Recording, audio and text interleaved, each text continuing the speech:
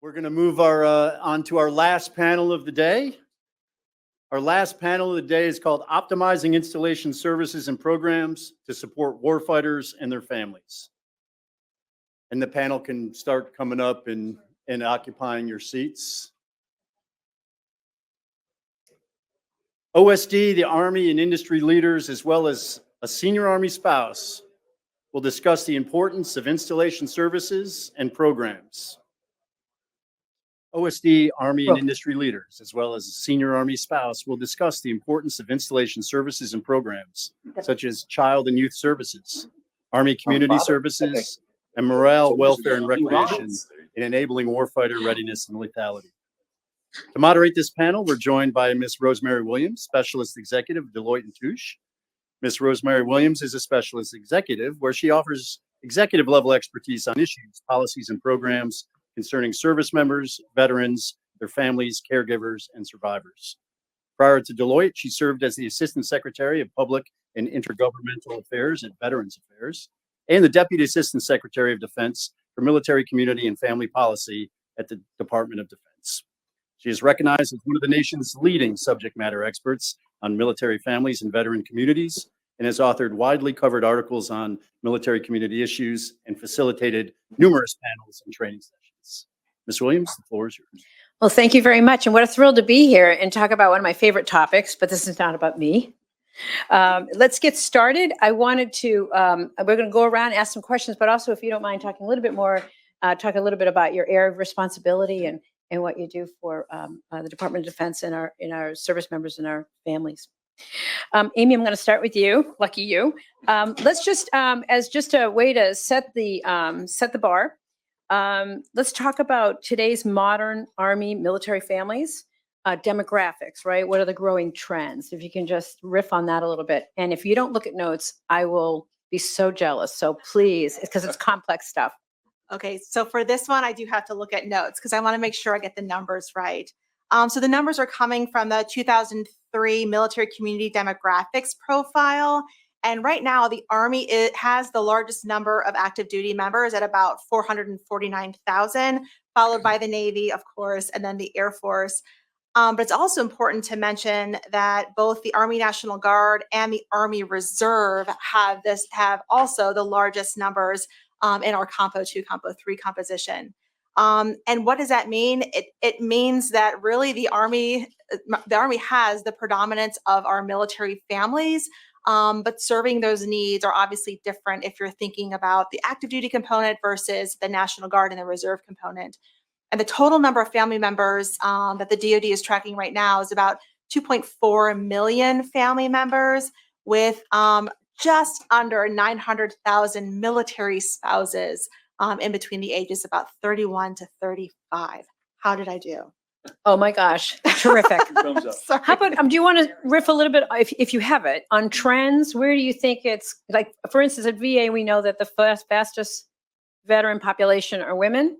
The fastest growing rural veteran population are women, which I find interesting. So what are the trends are you looking at in Army and writ large?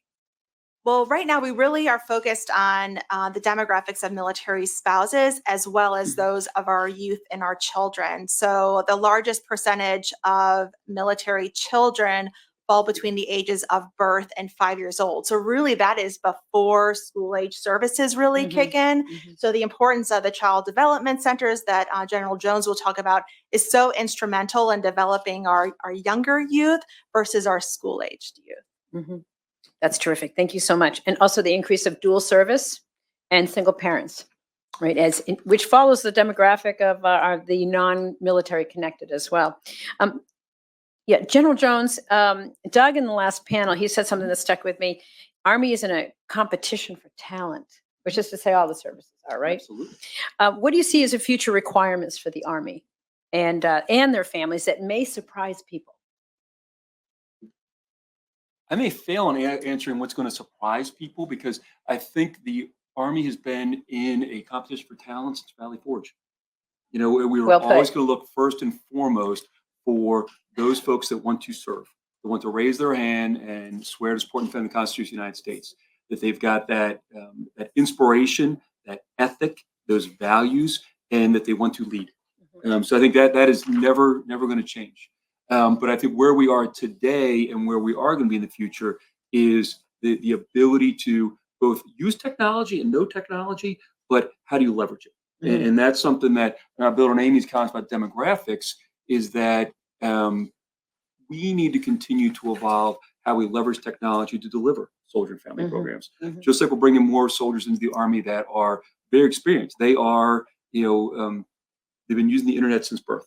So to them, it is not a new technology they had to learn, but we can't ever forget it's about people. So we can leverage technology, but the people-to-people interaction has got to be first and foremost. And that's the piece we've got to go forward, is that many of our young soldiers are very technologically astute.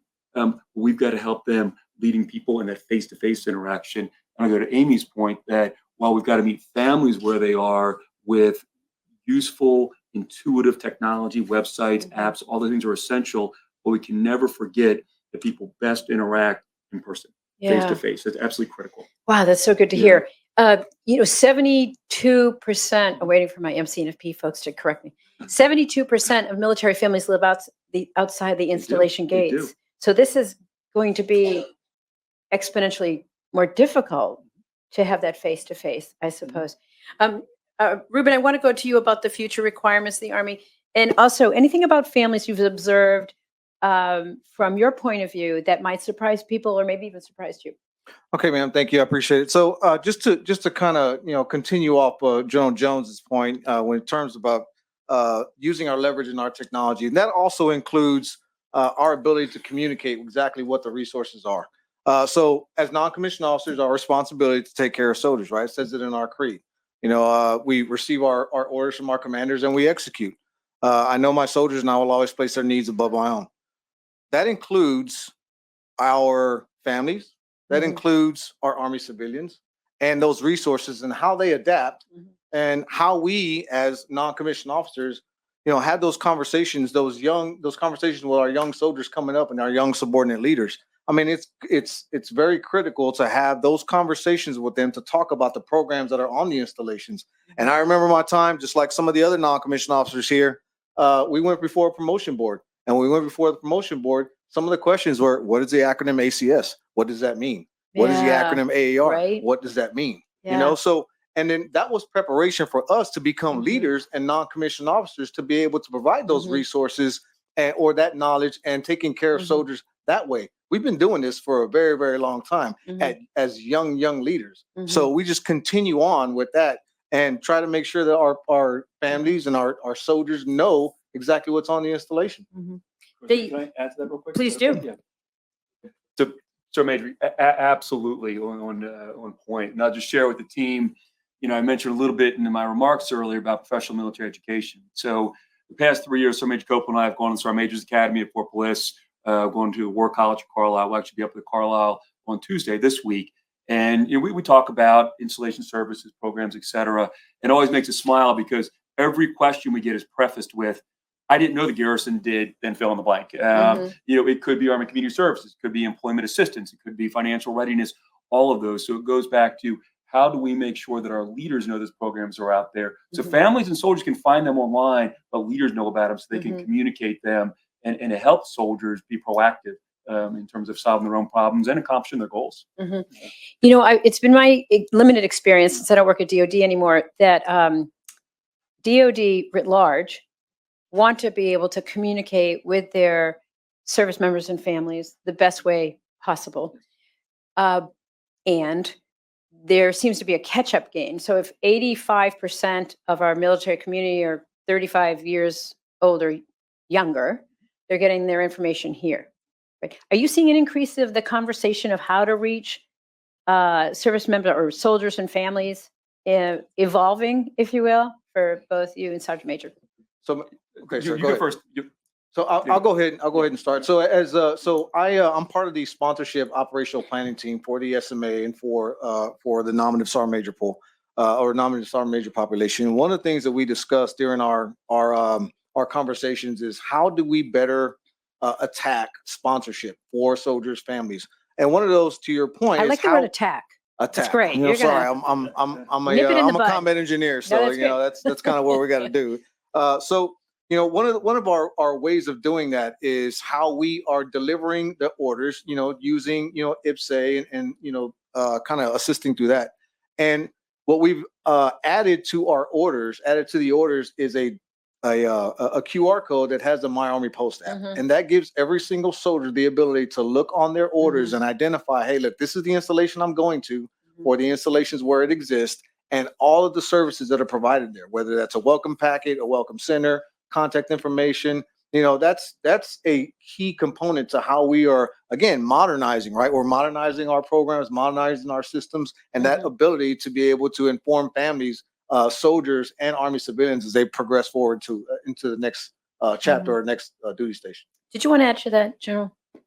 I did, and not a whole lot to add. That was such a good answer. But I think in your question, Rosemary, you talked about replacing, in terms of as we're going forward, look at demographics, look at where we are societally right now. I would say it is evolving and augmenting, not replacing. And that's the piece I think we need to be very cognizant of, is we've got to make sure that our digital tools are present, available, well-resourced, and that they are accurate, so that they are useful to everyone in the community. But it should augment relationships. The most important relationship for a soldier is a relationship with their sergeants, because that sergeant's going to be with them, from really throughout the day, the barracks, all those kind of things. And for a family member, how do we help put situations together where the family members are developing their relationships? So our technology is augmenting those relationships among people, because that's where we get our support. We get information through systems, we get our support through relationships. We got to make sure we have both. God, I need to write that down, but you said it too fast. I'm sorry. I'll circle back. I'm from Baltimore. That's how we talk about it. No, I'm with you. So, yeah. Well, thank you. I'm from Boston. I hear faster than most people talk, but that's besides the point. I wanted to just quickly go back to you, Sergeant Major, what about challenges? We talked a little, we're kind of going up against some challenges here about how to communicate, how to engage, don't lose the human touch, the face-to-face, but also meet them where they are, which is So I think that is one of the biggest challenges. I mean, we lost some ability just based off of how we're modernizing to a digital platform on a lot of things, but we're also losing, in that same sense, the interpersonal communications that we have. So I'd say that's one of the biggest challenges that we have, is the interpersonal communications that we have with each other. Yeah. And I'll use this for an example. Like my son will send me a text, and he's downstairs. I was going to say, is he across the room? Walk upstairs. So. I mean, and that's just an example, right? So I think that one of the biggest challenges that we run into, and I see a lot of people shaking their heads because they're getting the same thing, right? So one of the main challenges we run into, I think, is the interpersonal communication. I mean, we have solved so many problems with just having conversations with people and having just a sit down conversation. Here, you know what? Let's have a cup of coffee. Let's have a conversation. Let's have this. Let's have a discussion. And the next thing you know, we're slapping the table on a decision that could potentially change outcomes of something that was, that we were rolling down the road trying to fix, and we just have a conversation to fix it. So I think that some of the challenges is how we are getting our interpersonal communication back. I think that's the biggest thing that I see. That's good to hear. I'm going to channel my inner Patty George, which is a dangerous thing to do, as you know. It might have been 4 years ago, I got a phone call from Lee Kelly, who now runs military community family policy at OSD. She said, you have to meet this person. You're gonna love her. Her name is Patty George. She's got this great idea. And I think they were at Lewis and McCord, and she came up with this piece of paper. What was a QR code that was customized. So as soon as you got in the gates, you got this QR code, and immediately it gave all the resources. So when you wanted to add something, General, I think. And I'll make it very quick, just an anecdote to reinforce our Major's comment. So my wife is a high school counselor at a high school up in Maryland. And as if you just watch popular press, or if you have teenagers right now, lots of dialogue in our schools about phones. And our school system recently, all phones got to stay in the lockers. You can't have them throughout the day. And so the first day they did that, I called her and she was all excited. I live in San Antonio, she lives in Maryland. She was all excited because she used to go in the cafeteria during lunch, and it was this. Nobody would talk to each other. She said it's the first time in the 3-4 years she's worked at that school where they were all talking to each other. They were all sitting there. They couldn't have their phones, so they had to look at each other, sort of, and make eye contact, but have a conversation. But to your first question, that's the population we're hoping to bring in the Army. Those are our future soldiers right there. So we've got to meet them where they are, but encourage them for, just as you're talking about, to be able to talk to each other. Mhm. Yeah. Amy, when we talk about challenges, as the head of family programs for OSD, what other challenges are you seeing? Is what you're hearing track? I know Military One Source is not in your area of responsibility, but I know that they're doing their best to stay modern and move and keep ahead. How about the other family programs? I will say that, the department obviously recognizes that family strength is force readiness, right? And force readiness equals lethality. But we're using powerful data in order to try to understand the unique needs of military families writ large. And it's important to note that every military family's needs are unique and alone. So really it goes back to what I've heard almost all day today is trying to meet those service members and their families where they are at in a manner of which they want to receive it. So OSD recently hosted a military family readiness roundtable in DC, where we brought together both the policy components and the operational components across all the services to include DLA and the Coast Guard, and asked them, like, what is our vision for the future? And what was decided is, like, we need to get into a framework where it's any service, anytime, anywhere.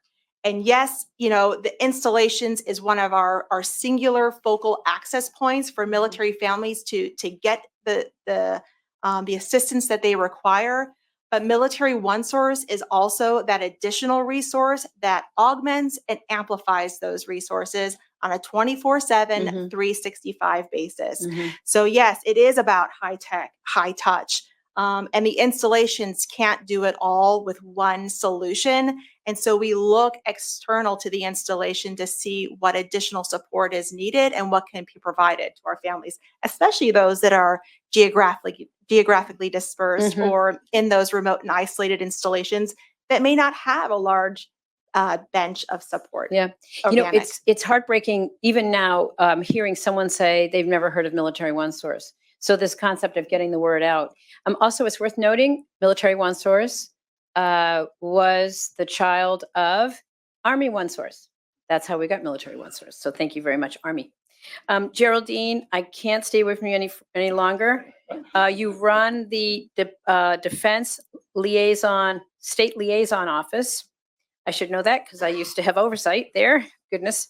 And remarkable team that goes around the country educating lawmakers on laws that can benefit the military connected community. Remarkable work, remarkable work. So with that, tell us a little bit about how a little bit more about how you support, what laws bring the biggest impact to soldiers and their families, and which ones are trending. No, thank you. But if you don't mind, Rosemary, I'm just going to start in with the DSLO a little more. Please. In case people, has anybody here worked with the Defense State Liaison Office before or know of the Defense State Liaison Office? Okay. So There's three of us. if you don't mind, Rosemary, before I get to the question, look at this. Yeah. So I'm very happy to be here today to make sure that a long time ago, the Pentagon decided, in order to address all the disadvantages that military families face from state to state, that there's a better opportunity talking to the states about how to change their laws, because Congress really can't be effective at getting 50 states to do the same thing all at once, generally. So they created this Defense State Liaison team. And the fact that a lot of you didn't know about it tells me that it has been a well-kept secret at the Department of Defense. But you'll see behind me, this is the team. We are small, but extremely mighty. And we divide the country into 8 regions.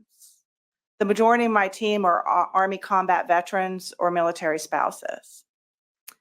So with your question, Rosemary, is what we do is there's a recognition that for the national defense security, that it has been very much focused, right, on military strength, deterrence, and superiority of technology.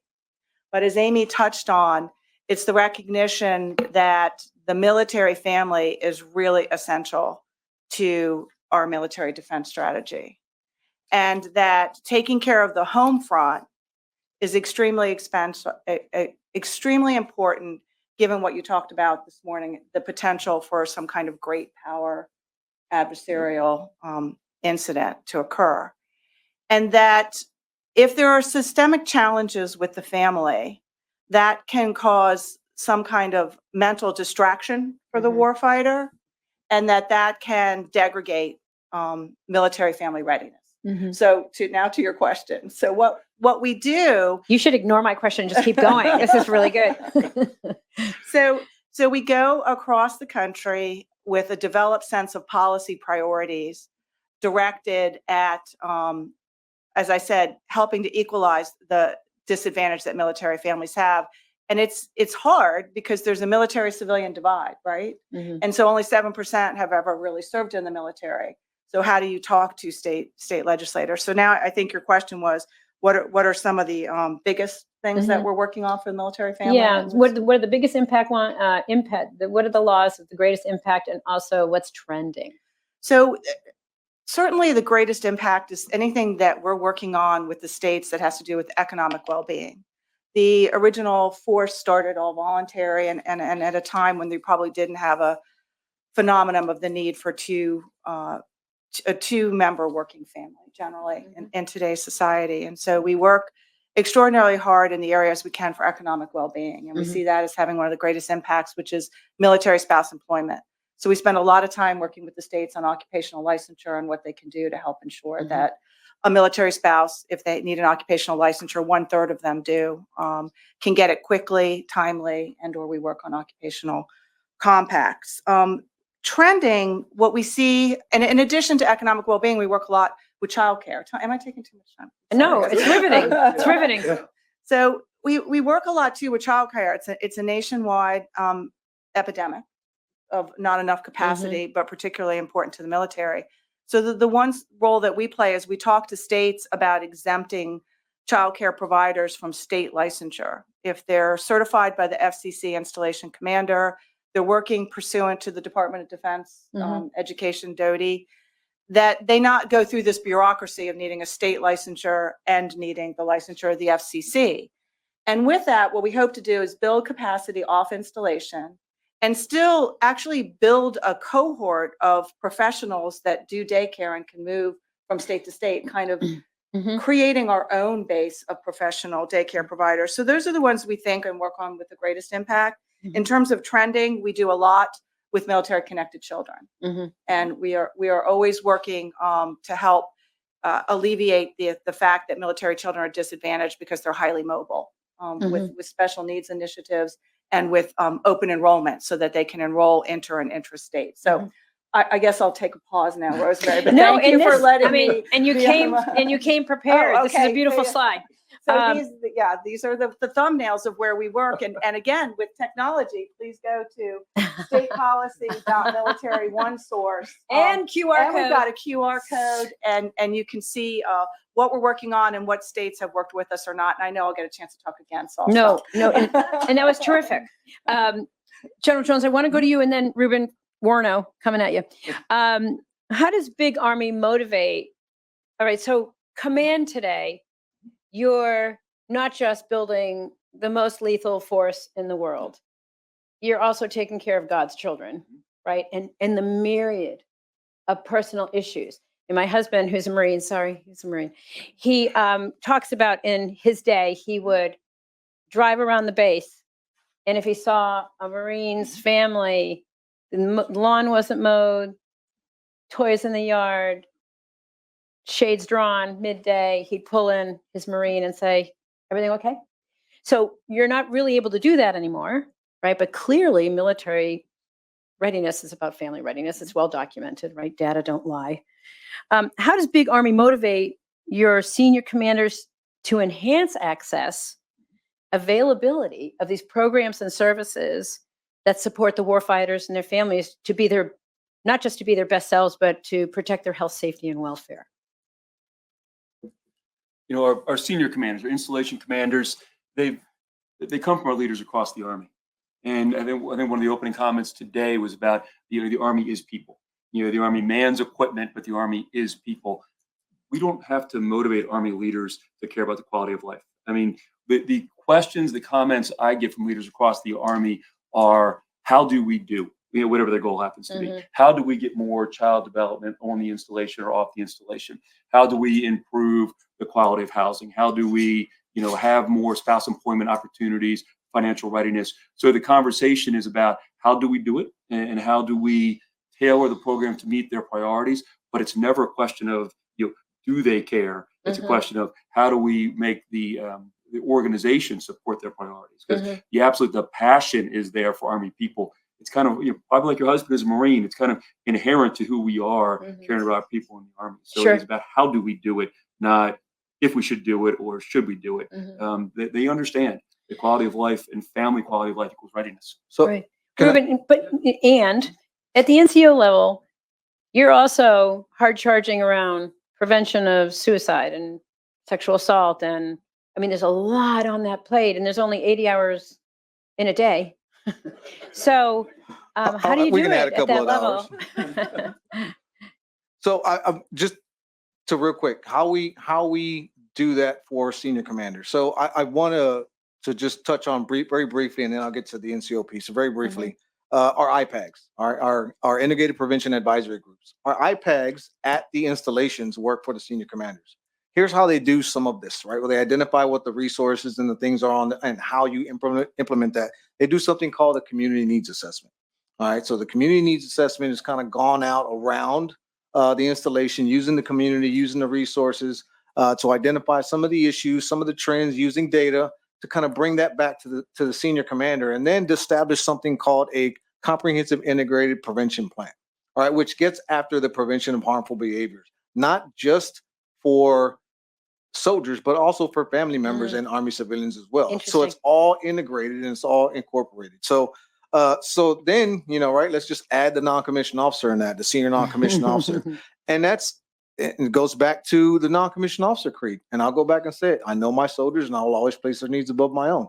That's me being an engaged non-commissioned officer, senior non-commissioned officer with other non-commissioned officers, and knowing our soldiers, knowing what our soldiers need, having those conversations similar to what your husband did, just walking around and say, hey, look, what's going on? Are you doing okay? Are you all right? And just being an engaged leader. That's really what it's about. And I think I said this, either at the last panel or a while back. I joined the Army. And when I joined the Army, a squad leader sat me down and he says, we're going to do a reception integration counseling. And we're going to talk about it. And it's a blank form, and we're going to have some information. We're going to have some discussion. We're going to figure out what's going on. One of the first questions he asked was, does your mom know you're in the Army? I'm like, well, yeah, she knows I'm in the Army. I'm here. It was like, well, I'm going to call her. So we went to the CQ desk and we went and called her, but there was not a regulation. There was not a pamphlet. There was not a checklist. There was not anything that said that he had to do that. He just did it because he was an engaged leader. And that's where we are right now with our non-commissioned officers. We're out there being engaged leaders. Do you think we would have had enough soldiers in World War I or II if they had called all their mothers? I have no idea. Right? Okay, this is great. Amy, I'm going to throw you a little bit of a curveball, and I'm sorry about that. Is there anything you want to comment about reaching Army families and this concept of getting senior commanders engaged on making families aware of resources? I mean, you're in it all day. Is there anything that bubbles up that you want to talk about? And if the answer is no, that's okay. No, I think that interaction really happens at the tactical level. It's at the installation level where our family support teams do complete command consultations and make them aware of the resources on installation. So I don't want to steal General Jones' thunder. But I know from having worked both at the installation and the regional levels within the Army, kind of that's what the expectation is. So I'll defer to you, sir. So you threw her a curveball and she bunted down the table here. So she's a pro. Yeah, that was she's good. a pro. Thank you, Amy. Yeah. No, that was a good answer. Good for you. It is at the tactical level, and it really is at the unit level. And I'm going to bounce around a little bit because I want to hit something Sergeant Major Murillo said that I think comes back to this as well. For a good bit of time during the global war on terrorism, because we were deploying, redeploying, training, and redeploying again so fast, in many cases, our installation management professionals were the ones that were delivering prevention. So Mhm. imagine 100 soldiers sitting in a room like this, and someone sitting up here and talking about, prevention of drug and alcohol abuse, substance abuse. Why it's important to, to talk to someone if you're feeling, potentially suicidal ideation or those kind of things. While that was helpful and effective, what we have found, and it goes back to the NCO Creed, it goes back to the very earliest days of the Army, is that prevention is best delivered by our non-commissioned officers, because your squad leader sitting down and talking to you, that was connected leadership right there, connected to you. And you probably would have gone and talked to him if you had a problem or a concern. And so that is how we do prevention in the Army. We are transitioned from prevention delivery with our team to training as non-commissioned officers, helping them with those skills so that they can do that going forward.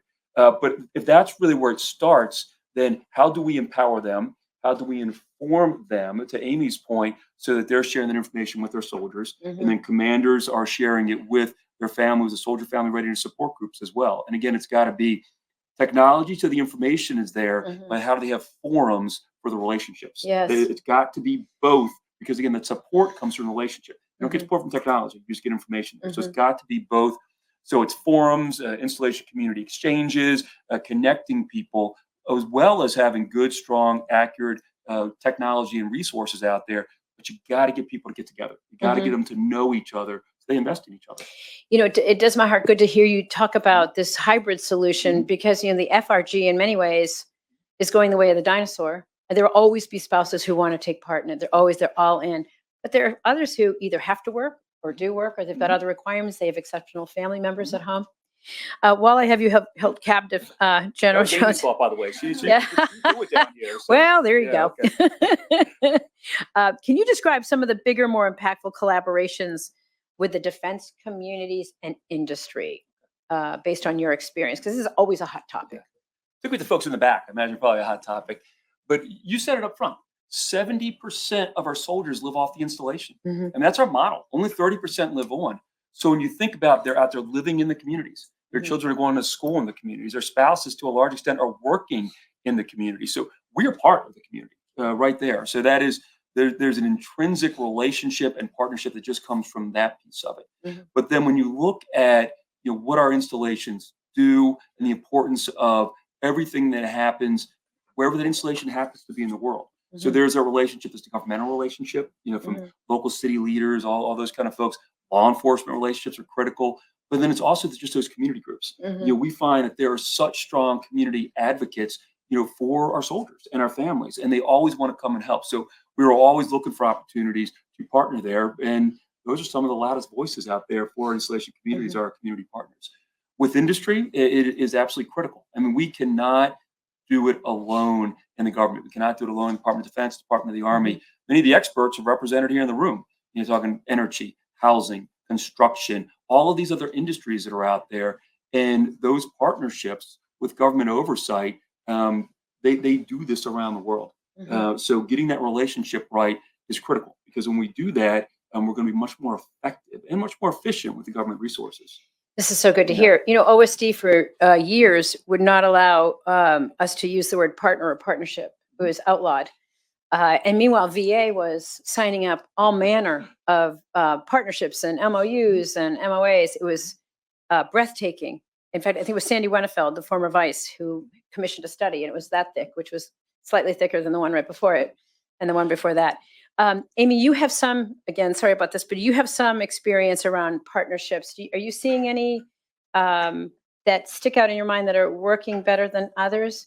And while you're thinking about that, I will tell you, just shameless plug, at Deloitte, an active duty spouse, Air Force, was watching her peers make a specific closet at Dover in their homes an office, and they put them all online. It got to be kind of a joke. And she said, what would happen if we had a co-working environment and spouses, especially new to the area, could go in and get to know each other and have some professional development? Well, Scott Air Force Base picked it up, and I know Army has also done it at Belvoir. They opened up some space. Anything else coming to mind, Amy? So I'll kind of start, and then I'll hand it over to Geraldine to talk about some of the partnerships also with the association. So what the very foundation of what we do in the Office of Military Family Readiness Policy is strengthening what we call the military family readiness system. And it is that ecosystem of state, local, federal entities, industry partners, MSO, VSOs that support service members and their families. It integrates those resources at various levels. And also kind of going back to this idea that, you know, every installation is different. Every military family is different. And there's unique needs that need to be addressed at very individual situations. And so leveraging these partnerships has been successful for us. I can tout them all off, but I won't do that for you. But I will tell you that yes, our office and the department is engaged in regular and recurring MSO and BSO engagements to try to get after some of the issues surrounding service members and their families. So now I'll punt it over to Geraldine because I'm the great punter. So I think you were talking about the partnerships. Yeah, and also I want to also kind of narrow it for you a little bit, Geraldine. You spent the day listening to discussions today about Army installations and of today. How can, in addition to what you were going to talk about, can you add how the DSLO can partner with the installations to exponentially impact military family readiness, which is right around the same topic? No, it was General Jones who was talking this morning, and he was saying how important it is was as the philosophy of the Army was moving along to make sure that you didn't have haves and have-nots, and that you had some continuity of experience. And so with that, that is the philosophy of the Defense State Liaison Office, is to work with the communities, the chambers of commerce, the installation commanders, and everyone to help be our voice when we're talking to the legislators on what we need them to change, so that we get these changes and this fabric across the nation. So you don't end up with a military family in one state that has the ability maybe to remote renew their driver's license and everything, and then they move to another state and they don't. Or we work with the special needs, that children with special needs. So that is kind of the partnership and where we're looking. And what I learned today from that was that our team, since not a lot of people raise their hand, General Jones and I need to work very closely to make sure that Sergeant Major Murillo knows about us, that the installation commanders know about us, and that we are talking to them, because you saw the map, and I can guarantee you all of those states are currently entertaining pieces of legislation. We have 363 active pieces of legislation right now, introduced pieces of legislation in the states that we can't all be there. You saw that there were 8 of us. And so I need Sergeant Murillo and General Jones to know that when the liaisons call or they want to talk to you at the beginning of session to tell you what we're working on, that you help with that piece, that it's not anecdotal that we need this for military families, but here's the real life examples. And that God, Geraldine, and you're more likely to meet the community leaders before the liaisons, right? And nothing says get this done like voters weighing in, right? Yeah, no, I mean, the ability for the liaisons to be able to call the installation commander and let them know there's a piece of legislation, and have the installation commander send a letter of support to the committee is exponential. And really, I think it's us continuing to build that relationship with the part that we do, changing the state laws for the military family with the commanders. And that's what I learned today. I call the DSLO I always describe it as being in the witness protection program. People just don't know about it. Sergeant Major. No, so I was just gonna to your point, the information, right? The information, the knowledge base, and the disconnect, and kind of similar to what General Jones said a little bit earlier, how we are expressing, like, what does the garrison do, and it's at the garrison level, and that includes the community relationships that are there. Like when there's issues that are being brought up through the chain that may require some piece of legislation, I mean, it's a great idea to understand who exactly that is. And I'll use an example, right? So as a garrison sergeant major, you know, not knowing what the garrison did when I first assumed the position, or prior to that, I mean, I had to figure out how to spell garrison first, right? Is it 1 R, 2 S's? No, who knows? You know, so understanding kind of what that was and what the role was very, very important to me. So then turning that and saying, hey, my fellow non-commissioned officers, senior CSMs, hey, let's have a conversation. And this is what the garrison does. On that same path is understanding at the strategic level how we build those communities or build those relationships with yourself to be able to understand how we can leverage you when we have other challenges that we can bring to the table. So that's very critical. Thank you. And we'll sit down and have a cup of coffee. Definitely, just coffee, but I thought it was great. It may not be Geraldine, maybe one of those wonderful people. Yeah. If I just may for a minute, Please. Rosemary, I thought it was great. You gave the example this morning that you approved the helicopter landing pad at the Pentagon, but yet so many years later, different commanders had come through. And, you know, that's what can happen with us is where we start working on a piece of legislation, and oftentimes it can take 1 or 2 or 3 years to get the right level of understanding of why it's important to the military. And meanwhile, the installation commander may have left. And so that's why it's important. What I learned today is making sure that we're building that relationship with the installations, so that we're not only getting the results of your surveys and things we should incubating to work on in the future, but that as you're changing, the liaison can be the constant to help educate what we need you to do to help pass the legislation. Please. And Geraldine, absolutely. And I echo, maybe 2 cups of coffee, or depending on time of day, maybe. So we'll see. But you know, I mentioned today and a couple times, you know, how active the communities are in support of the military. You know, General Brown and I both served at Joint Base Lewis McChord. South Side Military Communities is incredibly active. Here you have Maryland Military Affairs Commission, Virginia Military Affairs Commission. And so back when I was a senior commander, and this example is for Fort Belvoir, it was the garrison team. So my first VMAC meeting, Virginia Military Affairs Commission, I didn't know what it was, didn't know the act, you know, but I was passionate about the community, but I didn't know what to be passionate for besides quality of life for soldiers and families. So I sat down with the garrison team, had a wonderful garrison commander, but was the civilians on the team that had been there for a while.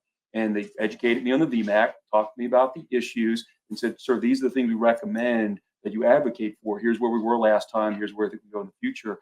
And that continuity of relationships was invaluable. But that forum, the Virginia leaders wanted to hear from us. And we were there. We had our Navy, Marine, Air Force, this before the Space Force counterparts that were all there together. And they wanted to hear from us. So I think it's our obligation to help inform the senior commanders, make recommendations to what are they going to advocate for going forward. I think your office is critical on that. Yeah. You know, Geraldine used to, not to talk about you like you're not in the room, Geraldine used to be a state legislator, and you must have been really good at it. Amy, how long were you with the Army? I was with on Army staff for 3 years, but serving at the various installation levels for 14 years, 14. So I'm really an installation person. So this is my bread and butter also. Oh, that's awesome. So if we include all the service branches, not just Army, but if you want to focus on Army, that would be really helpful. What have you seen that works for military families, soldiers, and are the policies keeping pace? That's a great question. So I feel like our policy, which is military family readiness, is keeping pace. And why I say that is because it's written in a manner that provides a general foundation for military family readiness, but allows the tailorability, the agility, the flexibility for commanders at their levels to tailor those services based on their community needs. You mentioned community needs assessment. That's my love language. I hope that we're able to integrate that tool more and more at all the installations across all the services, and then hopefully elevate those community needs assessments so that DoD can have a common operating picture to see those trends. Imagine a world where we could actually start to aggregate this data at the various service components to see what families really need and how they need to get their needs met. We don't have that ability right now. I hope maybe in 10 years, I'll probably be the last man standing. But I hope in 10 years, we're able to get to that level of fidelity. That's my goal. So tricky question. How do you get there? Is that a DoD? Or is it briefing the other services on best practices and the sharing back and forth that should and often does go on? Amen. It is going to be a iterative approach to technology and data sharing. And we're starting the foundational work right now at OSD. We have some studies in place right now trying to just get a general idea of what the data landscape looks like in these areas. But as we're all aware, like the ability to use data to inform decision making is going to be even more important as we look forward. Here, here. And if we don't use data to inform both our program usage as well as our outcomes, then we're missing a we're just admiring the critical gap. So again, I forget the gentleman who said it today. He's like, we're really good at assessing. Assessment is over. Now it's time to do. So I promise you, sir, I'm at the doing phase. It's just going to be really slow. And I'm okay with that because I'm in for the long haul. That's awesome. Data don't lie, right? Okay, I've got a couple of questions from the audience. And if there are any others, we have a microphone and we have a very agile retired Sergeant Major, I think, with Speak of the Devil, Sergeant Major Devil. For everybody, I'm going to start with you, Okay. General Jones. Looking ahead, what does an optimally supported military community look like in 5 to 10 years? I think it is a combination of updated, accurate, real-time information that is at people's fingertips. You know, whether it's websites, apps, those kind of things. But you got to meet people where they are with the information. But then I think it is leaders at echelon that embrace the importance of relationships and the importance of face-to-face interaction with soldiers, with family members, et cetera. And then I think it's strong partnerships on the installation, off the installation, et cetera. And I'm going to add to that, it's a bit of a follow-on to Amy's question. I was thinking as she was talking about policy and all the things that happens in the policy space, what do we do in the execution space at the tactical level?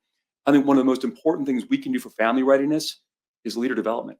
I mean, I saw a study recently, or it's probably decades old now, probably as relevant today as it was back then. The company commanders, our captains, have 370, 380 days worth of requirements in a 365-day year. And that's all the days. So they're always going to be making prioritization decisions.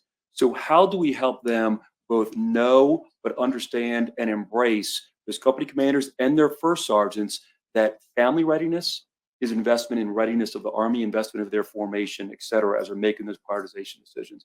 Because if we do that leader investment at that level, that will percolate across the entire Army up and down. It's absolutely essential. So thanks.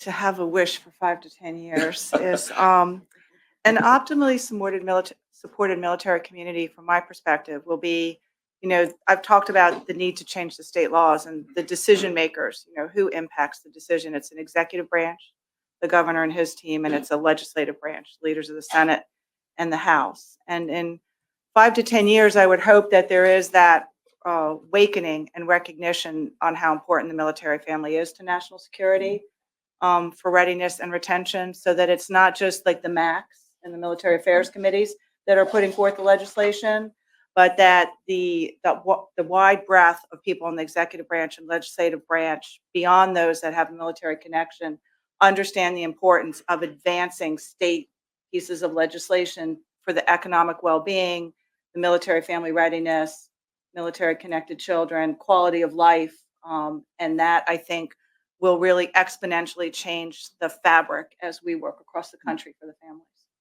That's great. Amy? Optimal support of military families, I think, moves away from the one-size-fits-all approach and embrace the future of personalized, proactive, data-driven, and I would argue predictive approaches, where we stop asking families to navigate these complex webs of programs and instead get them to the resources that they need at the right time, at the right place, anywhere they're located. That's what I would like to see. Brilliant. Thank you. Sergeant Major? Everyone took Rubin? my answers, so I can't say anything. Okay, next question. But, so I will say a strategic placement of services, right? And here's what I mean by that. Strategic placement of services that are tailored to the installation, to include the community outside the installation, and how we are building those relationships with our partners. That's critical to me. That's critical on the long term because it's going to allow us the ability to be engaged more at the leadership level and at the services and the customer service position. So being able to have the resources available at hand where we need them. For instance, so your child cares need to be located near the housing. I mean, not outside of a motor pool, you know, so, and then the motor pools need to be close to the company operations facilities near a dining facility for soldiers that live in the barracks, right? So just kind of using those, just understanding where we are right now and how we are setting up our installations to get to that. And then, you know, obviously engage leadership at the non-commissioned officer, senior non-commissioned officer level to be able to bring those voices of the soldiers, you know, from the feedback, because feedback matters. It really, really does. Feedback is very, very important, and it allows us to be able to have other communications with people that are also very important to be able to help and assist and affect change. Okay. Gosh, it's like working back at NBC News again. I'm taking notes as fast as I can. Okay. Let's see now. We have just a couple of minutes. Okay. Boldest prediction for the future of Army's installation and how the community supports soldiers and their families. And while you're thinking about that, what I'm hearing from this panel, which is terrific, we're talking about the power of partnerships, info in real time that drives personalized data-driven predictive programming with the strategic placement of resources, right? Strategic placement of resources powered by the personalized data-driven predictive programs. Okay. And it's at all levels, both at the state, local, community level to include lawmakers, legislators, but also the different cohorts that make up our beloved Army. So with that, what is your boldest prediction for the future of Army's installation and how the community supports soldiers and their families? And because she deserves it, Amy's going to go first. You earned it. Oh man. I think my boldest prediction is that we have to transform beyond the brick and mortar to meet our service members and their families at the place where they need assistance. Yes, it's going to be high tech, but it also can include elements of high touch. It has to, kind of going back to that social connectedness. And I think social connectedness, to make a bold prediction, does not only start at the macro level with, you know, these big ideas, but really where change happens is at the micro level. It happens at the local, you know, installation where that's the primary access point. But there's so many other access points within your community that people can go ahead and leverage. And just being that open door for service members and their families to come and get the assistance that they need at the right time, I would ask, you know, kind of like a call to action for everybody to consider that in their communities alone. I don't really have a bold prediction other than, you know, kind of looking at how we use data to drive our decision making and or programming in the family readiness space. I do anticipate as our Army evolves, as our military evolves, those needs are going to change. That I can almost predict 100%. I like that. The only thing that's constant is change. Geraldine? So my prediction, I'm back in committee. You know, my prediction is not optimistic. It is saying that I think that society is going to face a real threat to the all-volunteer force in terms of the needs and recruitment and retention. And so with that, my boldest prediction is that then, yes, there is going to be a wider awakening about the needs of both the federal government and state governments to react proactively to the needs of the military, of the military family. And I think then when you talk about sharing of data and probably what needs to happen is that with respect to recruitment and retention, there's a lot of emphasis in society now in measuring schools based on college and career readiness. You know, the federal government wants reports on college and career readiness, and states want reports. And some schools really want to say that military readiness should be part of that they should be recognized in the same fashion. And that's going to require us to move quickly in figuring out this data sharing arrangement on how DMDC data can be shared with the high schools, so that high schools can now start to put as much emphasis on college, career, and military readiness, and that they can get as much recognition for the fact that they're getting students ready for the military. So that's kind of a combination.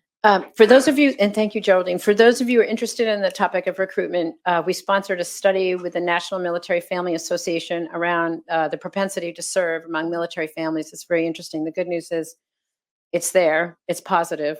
The bad news is there are still things that have to change in order to keep that going. Omar, General Jones. Boldest. I don't know how bold it is, but I'll at least give 3 predictions. Is that It's okay? got to be really bold. Really bold. A capital B bold? That's hard. Big, big. Okay. So I guess the first thing is about the really community needs assessment. And Amy works and lives in this space. You know, the Army leadership tasked me in January to do a review of all the people programs in the Army and really kept banging our head against the wall to get to any kind of assessment that wasn't purely subjective. I think as we go forward, the opportunity to leverage technology so that we can get a better read on what the community wants today, so you can get to an optimal delivery of those community resources, programs, services in a more objective way. I think it's the first thing. I think the second thing, as we go forward, I think there is a hunger out there, even for the generation that's grown up with the internet. There's interpersonal relationships I've been talking about throughout the panel. And I think as we'll go forward, I think we will continue to embrace and use technology, but will enable family readiness, and it will enable the relationships for family readiness. And the last part is I think partnerships. I think that as our resources stay flat, but our requirements for resources go up, we're going to meet those requirements in many, many ways with partnerships. And I think that's going to strengthen our relationships, our partnerships with industry, our partnerships with our community partners, our community organizations, governments, et cetera, going forward. Wonderful. Thanks. Thank you. Sergeant Major? Rubin? And again, everyone took my answers. So Stick the landing. so I'm a combat engineer, right? So it's our responsibility to breach the lane. And I think that's where my bold statement is, right? We're going to breach the bureaucracy of where we're at right now. And a lot of the things, a lot of the challenges that we see, again, through optimization and through modernization and how we provide resources, whether that's, we're leveraging technology, we're leveraging AI, we're leveraging feedback from the force, bringing in our community needs assessment and establishing our comprehensive integrated prevention plans. It's how we're doing that. We're going to bust through that within the next 5 years, all right, and ultimately prepare our soldiers, all right, for lethality, all right, and prepare our families to be resilient and to prepare them for what is about to come. Terrific. Okay? So, I spent thank you. 22 years in NBC News, the last 7 at MSNBC, in charge of Washington and politics back then. That was something fun to do. And I'm happy to report that we are ending exactly on time if I talk a little bit slowly. And with that, I hand it over to General Brown, and thank you, panelists, and thank you, audience.